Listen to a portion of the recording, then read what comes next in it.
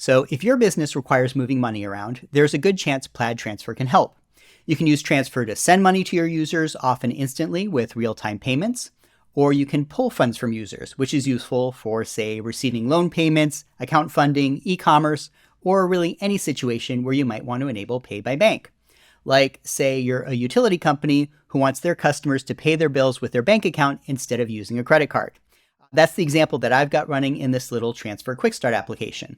So let's take a look at our sample application and see how to get started with it and get an idea of how things work underneath the hood in today's demo walkthrough.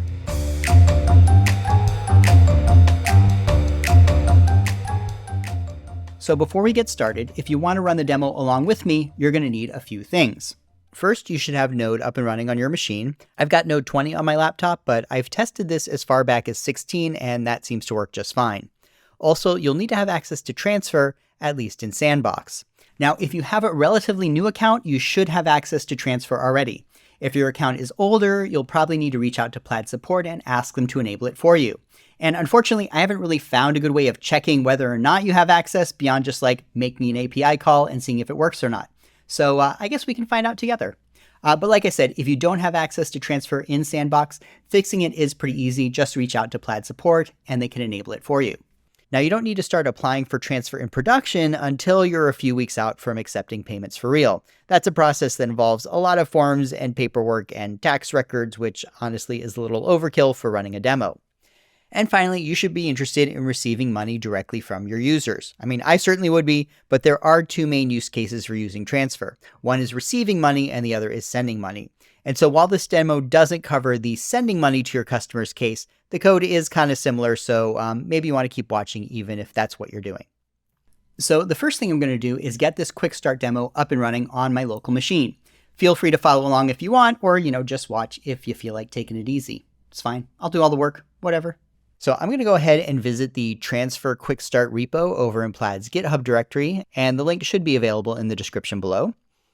So let's go ahead and git clone it, and I'll jump into this directory, and then let me run npm install. Okay, next up, we're going to copy .env template over to .env, and this is the file containing environment variables where we'll add our API keys and stuff. And so now I'm just going to open up this whole directory in VS Code. All right, next up, let's populate these values from the Plaid dashboard into this env file. I'll add in my client ID and my sandbox secret, no peeking, and I'll keep this environment set to sandbox. I'll also leave this webhook URL with the default for now, and we'll get back to this at the end of the video. And then this start sync num value is probably something you only really need to care about if you're part of a team that's already done a bunch of work with Plaid Transfer, like, you're on the Plaid developer relations team. But you can probably leave this at 0. I will talk a little more about this later, though. By the way, in a production app, I'd recommend using something a little more secure than a .env file. Your cloud provider probably has a secrets manager designed specifically for this purpose. But with that, we can call npm run watch in our command line and open up our application on localhost 8000. And here we are, our fictional utility company that enables our customers to pay their bills with Pay by Bank. And so I'll go ahead and create a new account, good old Todd Tester. And then we're presented with a list of bills that are due, which right now is none. So I'll click this button to create a randomly generated one. So I'll click that pay link, and now we are at the heart of our app, which is making a payment. So here I've got my interface to pay a bill, and you can see that I have two tabs here, one using Transfer UI and the other without. Now, Transfer UI is basically a way of saying, I want Link to handle most of the UI work involved in creating a transfer. Basically, if you're using Transfer UI, Link will connect your user to a bank, if they're not connected yet, and it'll also collect and store your user's proof of authorization, which is an important thing if you care about Notch compliance. And yes, you should care about Notch compliance. Now, using Transfer UI is a little different than the normal process for creating a Link token, and you'll see that when we dig into the code. So let's start with this. I'll say yes, let's pay the full amount of this bill. And now we don't have a bank that we've already connected to with Plaid yet. So the first thing we're going to do is connect to a bank with Link, the UI widget provided by Plaid. Now, with this app, we're using something called Embedded Institution Search. The way this works is that the Select My Bank interface appears directly in the page like this, right? See this UI with all the bank logos? That's actually being added by Plaid, not me. So once I've selected a bank, Then we switch over to what's probably a more familiar Plaid connection flow and a separate dialog like this one. This embedded institution search flow really does improve the uptake of Pay by Bank, so I thought it'd be worth demonstrating here. So I'll select user_good here and pass_good, which are the default credentials in the sandbox environment, no matter what bank I choose. Chrome will warn me that passgood is actually a bad password. Thanks for that. And we'll be asked to connect to a checking or savings account. Plaid Transfer, like nearly all Pay by Bank solutions, only works with these two types of accounts. So I'll pick this one, and Plaid will connect to this bank. Now, behind the scenes, Plaid is fetching our users' routing and account numbers, as well as fetching the user's currently available balance to help guard against insufficient funds errors. Now, in my case, it looks like everything is good, so we're going to go ahead with the payment. Plaid's now asking me to authorize this payment, and when I say yes, it's going to store a bunch of proof of authorization data in the backend. I'll talk more about that later, but for now, I'm just going to click confirm. And just like that, my payment is in Plaid's system and is ready to be sent off to the ACH network. You can see it here with a status of new. And this is nice, but what I think is nicer is what happens the next time I decide to pay a bill. Let's go back and generate another bill. This time I'll ask to pay with this account I have already connected to. So I'm going to say let's pay $20 worth of this bill, and you'll see that I get a confirmation dialog asking me to confirm the payment, and we're done. That's it.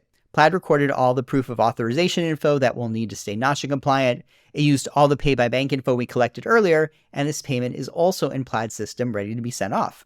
And that's basically the full UI flow for handling bank payments through Plaid. So maybe now is a good time to actually describe what happens with a transfer at this point. Right now, our fictional payment here is in a pending state, meaning it's stored in Plaid's system, ready to be bundled up and sent off to the ACH network. When that happens, the state of this transfer will change to posted, meaning that it's been sent off to the ACH network to be processed. Now, in the real world, this happens automatically a couple of times a day, depending on ACH windows. In our fake sandbox environment, that doesn't happen until we tell it to. Now, you could do this using our API, but it's probably easier just to do this in the Plaid dashboard. In fact, let's jump into the Plaid dashboard and visit the transfer section. Now, if you haven't requested production access to transfer yet, this link won't appear here on the left, but that's okay. You can actually just go to dashboard.plaid.com/transfer to see this page. But also, if you click on this little dashboard icon next to the payment, it will also jump right to the individual payments entry in the Plaid dashboard. And here you'll see a whole bunch of metrics that are important when you're accepting payments for real. Things like your overall return rates, which are important to keep low, some other important account information. Down here is a collection of all the payments I've received so far, and you can filter these payments and download them as a CSV file if you want. And you can see right down here are the two payments that I've submitted. So let's click on this most recent one, and we'll jump to a page where there are all sorts of details about this transfer. You can see when it was created, what type of payment we're using, whether it was a credit, that is you paying money to your user, or a debit, them paying money to you, and so on. This is also where I'd be able to cancel a payment if it were still pending and generate refunds. And then up here are some tools just for development purposes. We can see that our status is pending, and so to move on to the next step of the process, we will click the Next Event button. This basically represents the next normally recurring event that would happen in the lifecycle of this payment. In our case, that would be moving from pending to posted. And it looks like our payment has been updated. So let's go back to our app and refresh the page, and well, it hasn't been updated here. Now, I'll go over this in a lot more detail later, but typically your application will need to talk to Plaid service to figure out whether the status of any of these transfers has changed. In the real world, there are ways to make your application talk to Plaid service automatically, either in response to a webhook or, just through a regularly scheduled cron job. But for now, I'm just going to click this Perform Server Sync button to initiate that work for us. Now, behind the scenes, this is telling our server to go ahead and fetch all transfer status updates from Plaid, and then update our local state of this payment. And you can see now that it is showing up as posted. Now, the next stage of an ACH payment is when our payment goes from posted to settled. This means that our payment is being processed by the ACH network, and the payment will show up on our user's bank account. Now, settled here is a bit of a misnomer because there's still a chance that this payment will be rejected for insufficient funds or that your customer will dispute the payment. Now, if this were a real application, we would have a ledger balance set up with Plaid. This is basically a special little area, sadly not in actual piggy bank, where you can keep a balance with Plaid. The money can be transferred to a bank account or used to fund outgoing transfers. We have one in Sandbox too, but obviously it's fake. So now at the time when your transaction goes to settled, Plaid places money into your ledger balance, but that money is in a pending state, meaning that you can't touch it yet because there is a chance this transfer will be returned, usually for insufficient fund errors, but sometimes because of a user dispute or other issue. Now, if this transfer does get returned, there's like a 97% chance that this will happen in the first 5 business days. So by default, after 5 business days, this money will be marked as available, meaning that you can use it. There is still a chance, by the way, that a user will dispute a charge after those 5 days, and if that does happen, Plaid will claw back those funds, but like I said, that's less likely to occur. By the way, if you ever want to change that 5-day value, you can request that change here in the Plaid dashboard in this account details page. Here you can see what bank accounts I have connected to Plaid, see details about my ledger, add or remove funds, change limits and hold times, and do much more. Again, I'm in Sandbox, so there's not as much actual information here. So let's go back to our payment, and we can go ahead and simulate it going to settled. And we can see that reflected here in our app, both here in the payment details row, and then up here in the amount that's been paid. And we can also simulate our payment being returned. And then back in our app, we can see that the full amount of our bill is due again. So there you go. That's basically how you can use Transfer in your application with Transfer UI. But what if you don't want to use Transfer UI? Well, you can still use a process that looks very similar. And so let's do that by trying to make another payment for this bill. So I'll generate a new bill. And then in the payment details, I'll switch to this without Transfer UI tab. So I'll once again ask to connect to a new bank. And I will go through the link flow. We'll fast forward here because it's not very exciting. Although you will notice I'm going through the fake OAuth flow instead of the modal dialog. But the big difference here is that the confirmation dialog is a homegrown one rather than one provided by Plaid. But once again, there's the payment in my system. And now let me reload. And then if I were to make an additional payment using an account that was previously connected to Plaid, it looks like a very straightforward process, right? There's my dialog. I click confirm. And once again, my payment is in the system. So whether you choose to use Transfer UI or not, you can see that either way you get a pretty smooth pay-by-bank experience. And with other Plaid features like the returning user experience and embedded search like I have here, that can be made even smoother. So now that you know what the experience is like, let's give you a tour of the app so you can understand what's happening underneath the hood. Now, I'm not going to go over every little file in detail, particularly because a lot of them don't really have anything to do with Plaid Transfer. In particular, these files here on the client, like the home page and the generate a bill page, most of these aren't really relevant to payments. I do have some logic to sign in and out a user over here, and the bill details page contains logic to display those details about our bill. This is where I make a call to the server to see what banks the user is connected to, and also show details about the payments that are in progress. As far as making a payment, I broke that up into 2 different files. You've got the payments.js file, which contains all the client code necessary to make payments using Transfer UI, and then the payments no Transfer UI file, which, as you might guess, contains the client code necessary to make payments without using Transfer UI. Also, every call I make to our server uses this call my server method. It just simplifies a bit the task of talking to our server, particularly when we're making post calls, and displays everything to the console so you can see what's going on. On the server side, you've got a lot of files here that you can probably just skim for now because we are going to go into some of these in much more detail later.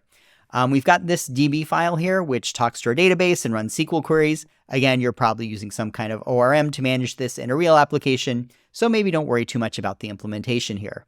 And you'll probably notice we've once again split up our server code between handling payments with Transfer UI and handling payments without.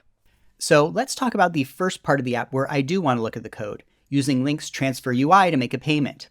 When you make a payment using Transfer UI, you're essentially running a super duper link session, one where you connect to a bank and make a transfer payment. Now we do that by first creating a transfer intent. You can kind of think of this as a way of storing some information about the transfer on Plaid's system. You save that information on Plaid servers, and Plaid gives you back a transfer intent ID that you can use to refer to all this data later. Then our server creates a link token like we would for most other Plaid products. But we pass in this transfer intent alongside our other data. So Plaid says, oh, okay, this link session is for a transfer. So I'm going to look at this transfer intent to figure out all the details about the payment that I want to set up. Now at this point, we get back a link token, which we send back to the client so we can open link like normal. The user completes the session, which means both connecting to a bank as well as approving the transfer. Plaid records all this information, and for all intents and purposes, your payment is ready to go. The transfer has been bundled up on Plaid's system and is waiting to be submitted. So let's look at the code to see how this is done. So over here on the client, when I ask to submit a payment, I make a call to this initiate payment function. This grabs the bill ID, the amount I want to pay, and the account I want to use, if any, and sends that off to server payments initiate. Now over here in the payments file on the server, I do a little bit of processing. I fetch our user's name from the database and convert the payment amount to a string, which is how Plaid Transfer expects it because floating points are weird. We also convert the payment to cents as an integer because that's how my application handles it because, again, floating points are weird. Then we create a transfer intent. We do that in this function here, and this is where we submit all of our information to Plaid's system.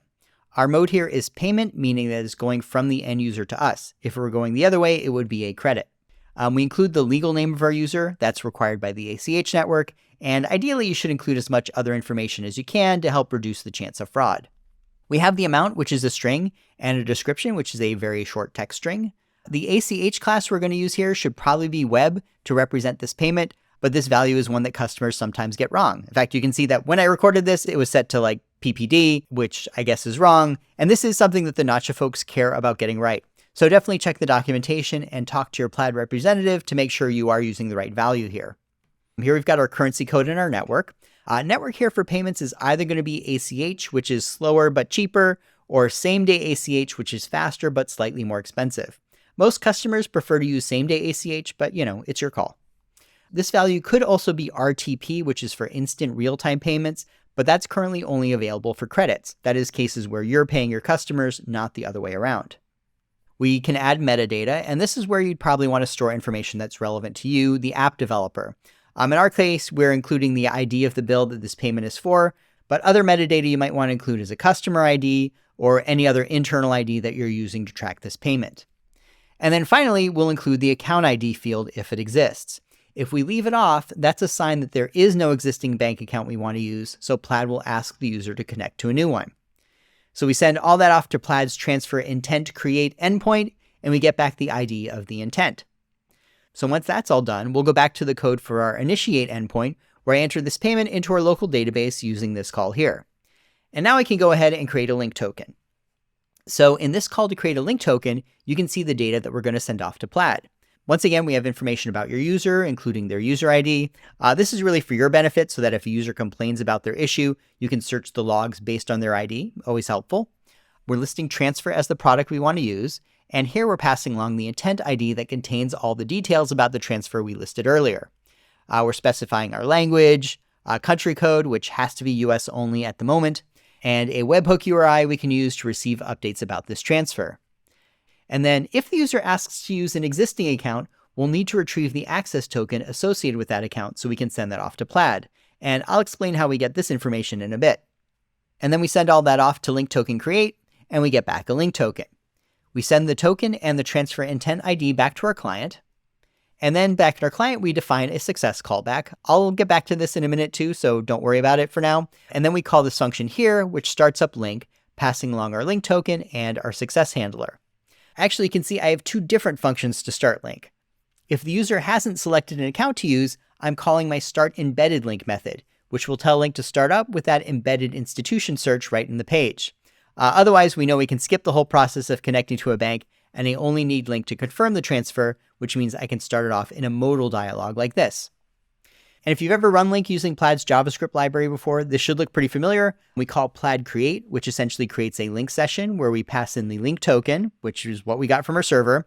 We define our handlers for success, failure, and other events that might happen along the way. And then we call open to actually start the link process. This embedded version looks almost the same, except that I'm calling create embedded instead of create and passing in a target div. This Plaid object here, by the way, this gets automatically created when we load in the Plaid JavaScript library, which I do here. Now, like I said, when the user is done with this process, the transfer has been created on a Plaid system, and it's ready to be sent off to the ACH network to be processed. But there's still a couple of things that you might want to do on your side. First, if our user did establish a connection to a bank, well, we'll want to keep track of that connection so that future payments are much more seamless. Second, we should keep track of the transfer that was actually created, and that is a different thing from the transfer intent, primarily so we can keep track of this payment in the future, but also to make sure that it succeeded in the first place. There's a chance that Plaid rejected this payment, typically because of insufficient funds, and we would want to find out that information. Now, as for the first part, this should look familiar to you if you've used a Plaid product before where the user has established a connection to a bank. In the client, you get back a public token, which you send down to your server, which you will then send over to Plaid in exchange for an access token. You're going to hold on to this access token because you'll need to provide this to Plaid anytime you want to connect to this bank in the future. As for the second part, that's pretty easy. Once a transfer has been created, Plaid records that transfer ID onto the original transfer intent. So we just need to retrieve that initial intent from Plaid to read in this transfer ID, and that's how we'll track this transfer in the future. And then once we've done that, we can ask Plaid, hey, by the way, what was the account ID that was used with this transfer? And that will get us the account ID so we can refer to this account in the future. Now, to be clear, this isn't the user's actual bank account number or anything. This is just an internal UUID that Plaid has generated to refer to this specific account.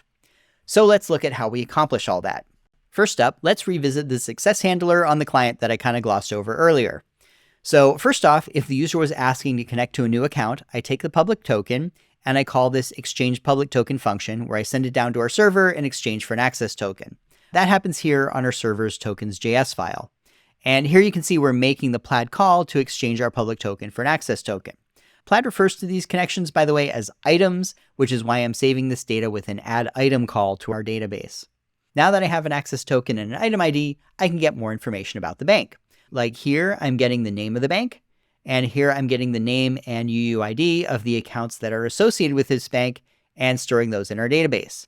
And so now that I have a list of all the account IDs that our user has with this bank, I'm going to store that in my local accounts table, and we can use that in the future to populate our accounts dropdown in the UI. And then after that, my client is going to make a call to transfer UI complete.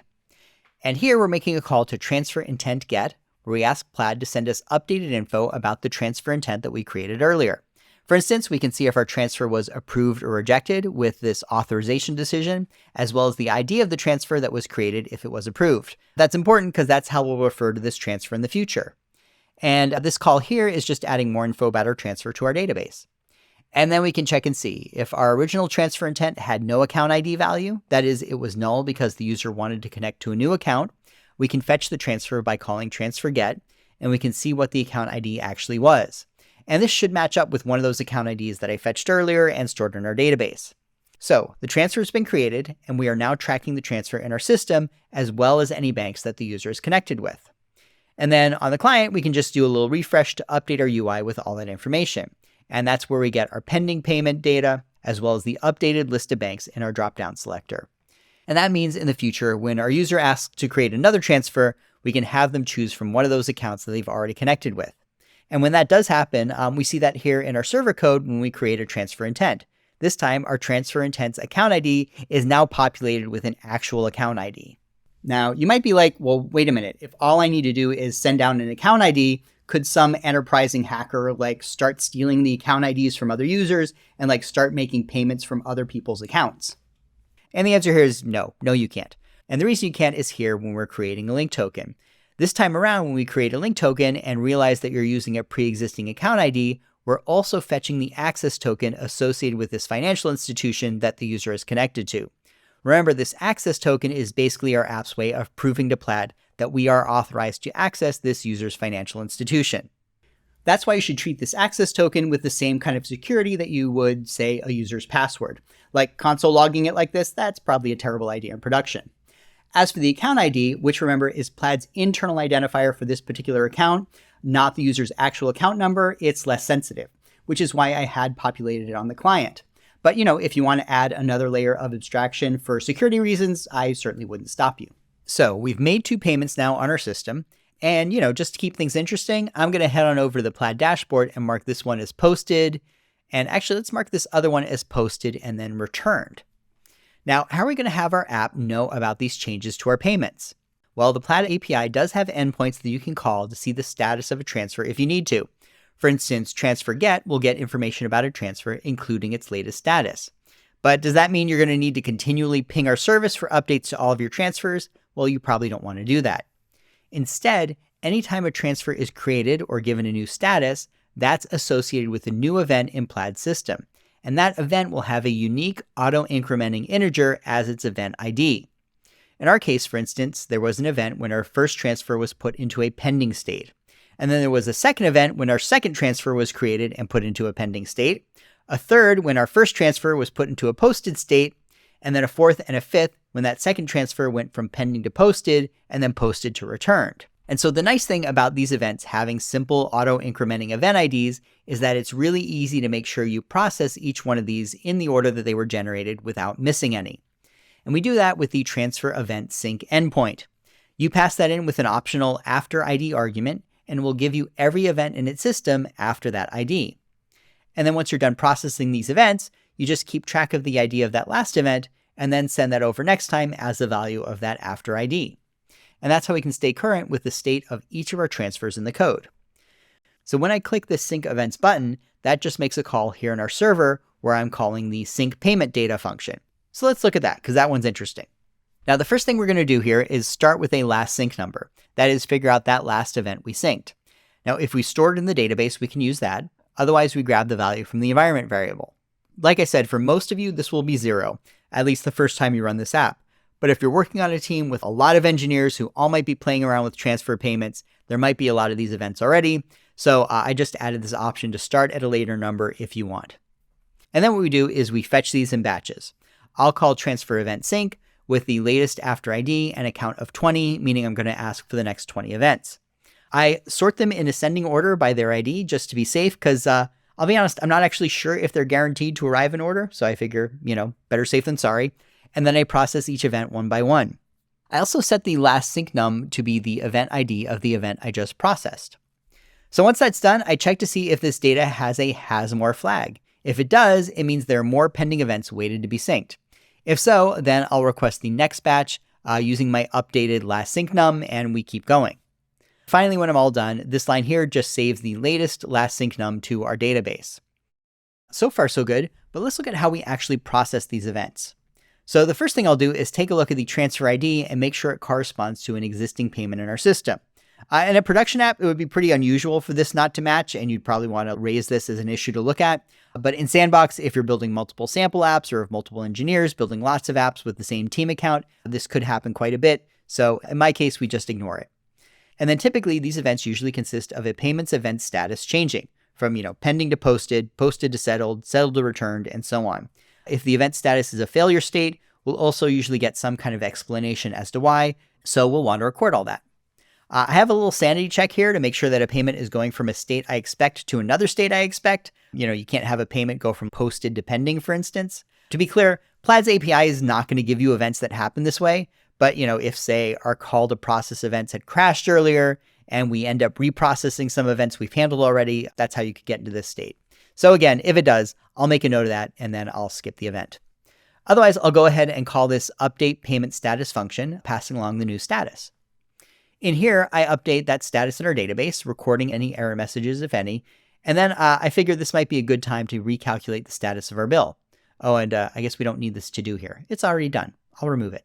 In my app, I do this by looking through every payment associated with this bill, adding up the ones that are marked as settled, the ones that are marked as posted or pending, and then determine our bill's status. Like maybe it's paid, unpaid, pending, or partially paid based on these amounts. So in fact, let me show you that here. I'll take this first posted payment and I will mark it as settled. And then when I refresh the event stream on my server, the payment is credited towards my bill and my amount due has been reflected in the UI. Remember that even though I've marked a bill as paid, there's still a chance that a payment will be marked as unauthorized or be returned for insufficient funds, even if it's settled. Now, when that does happen, I'll receive another transfer sync event, like usual, where my payment status will go from settled to returned.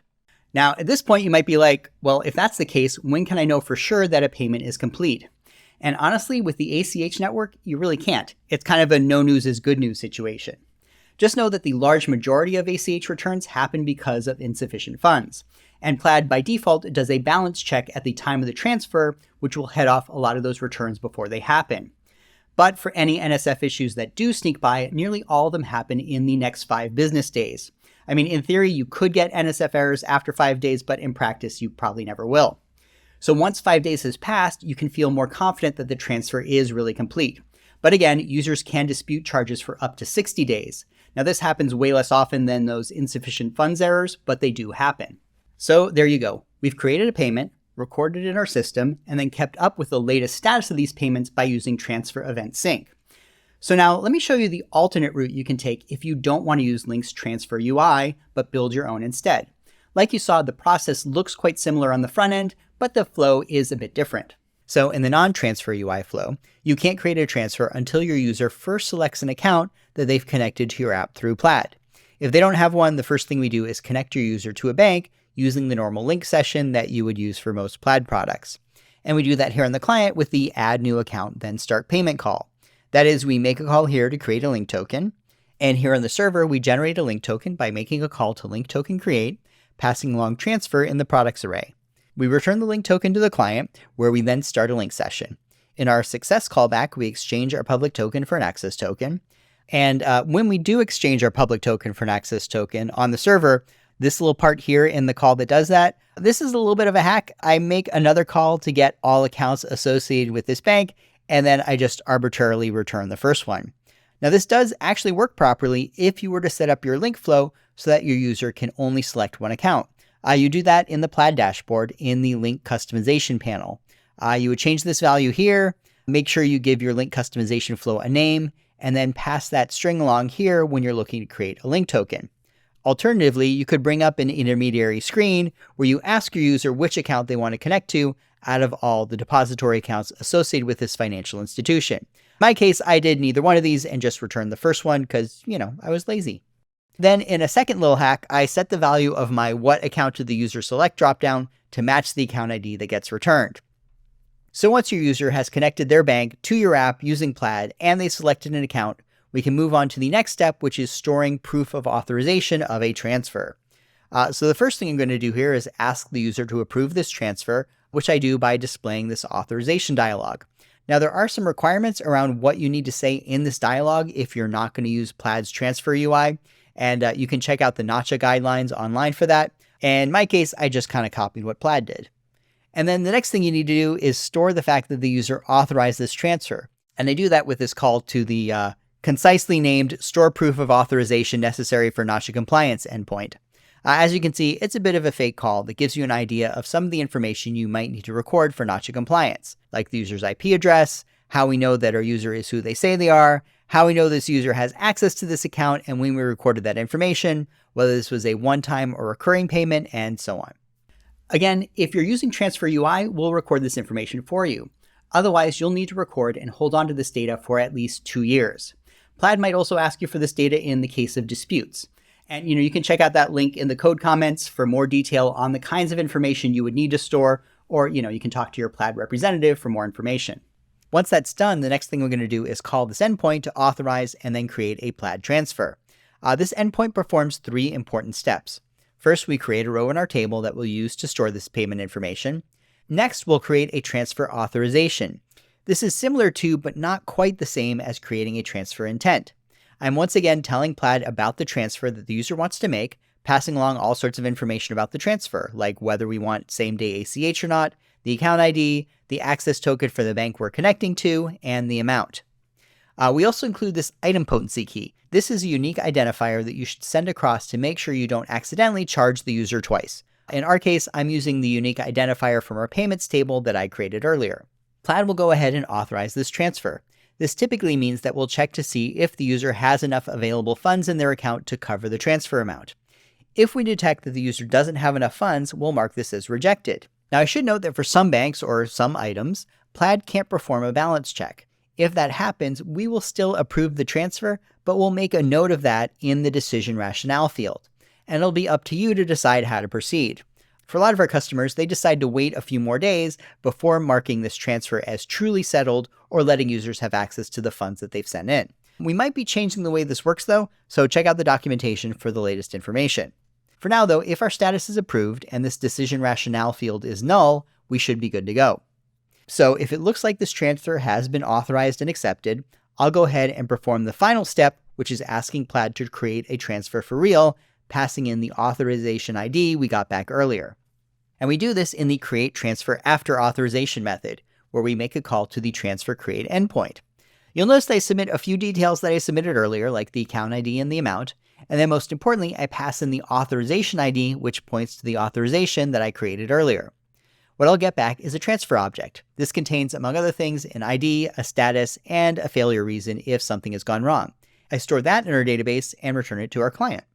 And then at this point, our transfer works the same as before. It'll get bundled up on Plaid's side in a pending state, sent over to the ACH network where it will be marked as settled in a day or two. I can check in on it in the Plaid dashboard, and I can keep track of the changes that happen by calling transfer event sync. And so that is creating a transfer without using transfer UI. You're free to use either approach, whatever makes sense for you. Just don't forget about that step where you need to store proof of authorization. And again, I would recommend checking in with your Plaid representative about this before you ship. Let's tackle one last bit of demo functionality that I've kind of glossed over at the moment. You'll notice that right now we need to click this server sync button in order to kick off the process of actually syncing our payment information. Clearly not something we want our user to do in real life. Now, how you want to handle this in a real app is up to you. One totally valid option is just kick off this call from a cron job. Like call this every 15 minutes or so and you should be fine. Given that these are processes that take hours or days to complete, you don't really need to run this too frequently. Another option though is to use a webhook. As you recall, when you create a link token to connect a user to their bank, you specify a webhook URL that Plaid can use to tell you when there's new information on our end. Specifically, in the case of transfer, it can tell you when the status of a transfer has changed. And so you can choose to call transfer event sync in response to receiving one of these webhook calls. Now, my code to handle these webhooks is here in this separate webhook server file. This is a separate server that runs on port 8001, and it only has one endpoint, this receive webhook one. Now, generally speaking, Plaid webhooks always have two important pieces of data. The webhook type, which usually corresponds to the product that we're talking about, and the webhook code, which is really the individual webhook message. Now, in our case, you can see that if the webhook type is transfer, we're going to call this transfer webhook function. And in here, we can see that if our webhook code is transfer events update, it means that something has changed with one of our transfers. And to be clear, that's all it tells us. It doesn't tell us what transfer has changed or what the new status is, just that something has changed with one of our transfers. But, it turns out that's all the information we need. Remember, the whole point of our sync payment data function is that it calls transfer event sync to retrieve all new events since the last time we called it. And so that's what this function is going to do. It'll grab any new events from transfer and sync up the data appropriately.